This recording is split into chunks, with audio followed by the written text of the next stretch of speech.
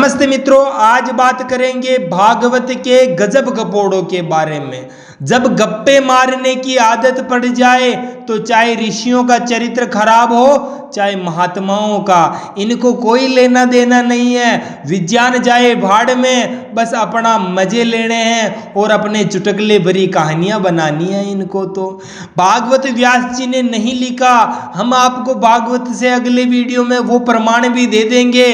पर भागवत के आज महान गप्पों में से आज एक गप्पा आपके सामने प्रस्तुत करना चाहता हूं, आप स्वयं देखिए।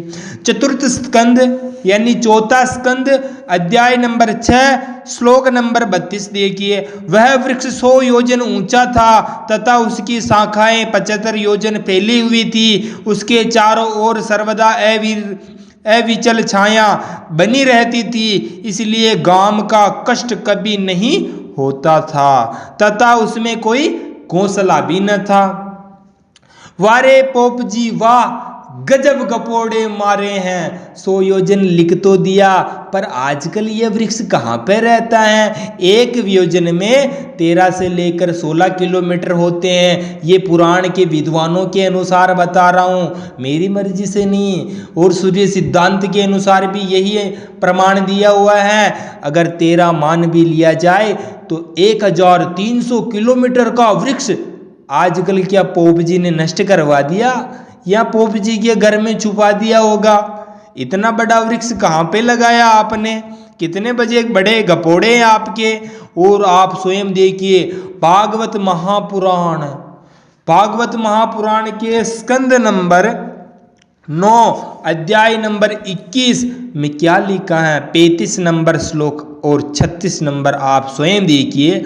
शतानंद का पुत्र सत्यद्रति था, वह धनुर्विद्या में अत्यंत निपुण था। सत्यद्रति के पुत्र का नाम शरद्वान था। शरद्वान एक दिन उर्वशी को देखने से शरद्वान का वीर्य मूंज के झाड़ पर गिर पड़ा।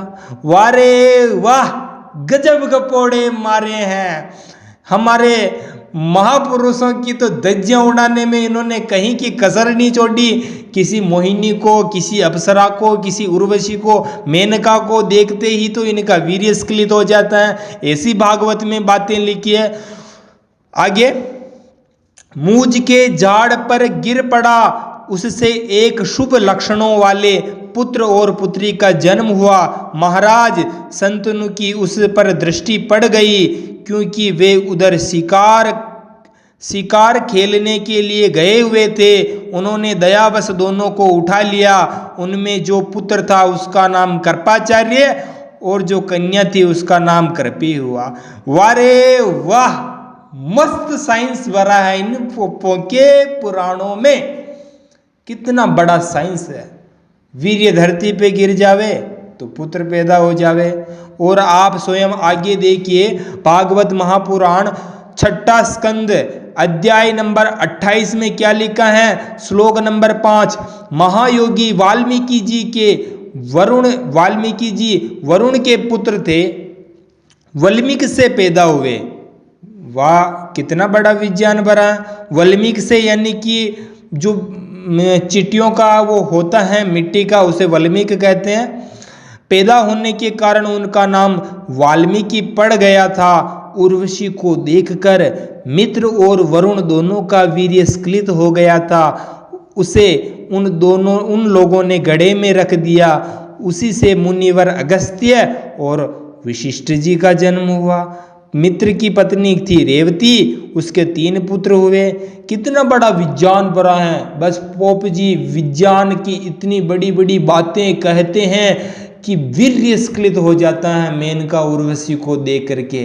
कितनी गंदी बातें लिखी हैं। ये जितने भी अगस्त्य, वाल्मीकि जी, ये सारे महात्मा पुरुष थे, पर इनको क्या लेना देना महात्माओं से। इनको तो बस वीर्य गिराना है, ये करवाना है, कभी कभार क्या गुदा मैथुन करवा देते हैं। ऐसी बातें पुराणों में भरी पड़ी हैं। पुराणों में इतना भी लिखा है, अर्जुन ने और कृष्ण ने एक बार आश्रम में, वो मैं आपको बाद में बताऊंगा, सारी बातें आज नहीं बताऊंगा क्योंकि पुराण में बहुत विज्ञान भरा और हम आपके सामने इस विज्ञान को लेकर के आएंगे। हमारे सत्य पुराणों को अगर जानना चाहते हो तो वेदों की ओर लौटो। पुराण जो हमारे ब्राह्मण ग्रंथ हैं उन्हीं को कहते हैं, पर इन्होंने अपने नवीन पुराण बना करके अपनी एक व्यापार लीला चलाई है जो आज तक आप भरमाए हुए हो। सनातन धर्म को नष्ट आज से नहीं, हजारों साल से किया जा रहा है। 3000 साल से महाभारत के युद्ध के बाद सनातन को नष्ट करने के लिए नवीन नवीन पुराण बना दिए और कह दिया पुराण व्यास जी ने बनाए। आपका अपना YouTube चैनल है और पिछले वीडियो में एक भाई ने कहा था कि तुम संतों का अपमान करते हो। अरे भाई, सत्य का ग्रहण और असत्य का त्याग करने के लिए सदैव तत्पर रहना चाहिए। यही तो जीवन का मुख्य उद्देश्य है। हम तो तुलसी बाबा की वो बातें मानते हैं जो उन्होंने सत्य कही है, वो नहीं मानते हैं जो गप्पे हैं। बस हम भी तो आपसे यही कहते हैं, गप्पों को छोड़ो, सत्य को मानो, चाहे कोई भी कहे। आंख बंद करके किसी की बात को मत मानो। आपका अपना YouTube चैनल है। धन्यवाद जी।